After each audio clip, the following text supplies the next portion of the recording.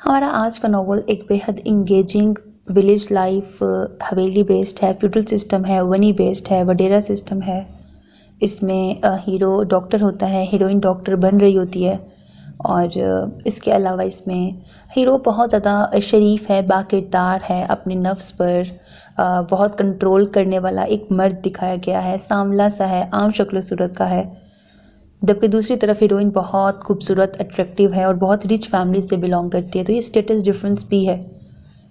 इसमें कुछ ऐसा होता है कि अनवांटेड निकाह करना पड़ता है ये हीरो और हीरोइन को, लेकिन किसी मसलहत के तहत किया जाता है। वो हीरोइन के वालिद करवाते हैं। वो क्यों करवाते हैं, नॉवल सुन के आपको पता लगेगा। और फिर आगे क्या होता है, इसमें दुश्मन भी होते हैं और दुश्मनों से बचना होता है। वो बचते बचते कैसे इतना दूर का सफ़र, इसमें सफ़र बहुत है जो कि हीरो और हीरोइन दोनों ने अकेले किया है, आफ्टर निकाह किया है। फिर आगे क्या होता है, किसका दिल बदलेगा।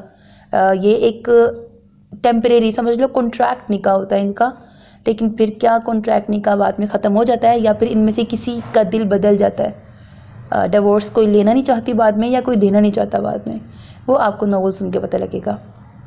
उम्मीद है आपको बहुत पसंद आएगा ये नॉवल। अपना बहुत ख्याल रखिएगा। नेक्ता बनाओ के साथ। अल्लाह हाफ़िज़।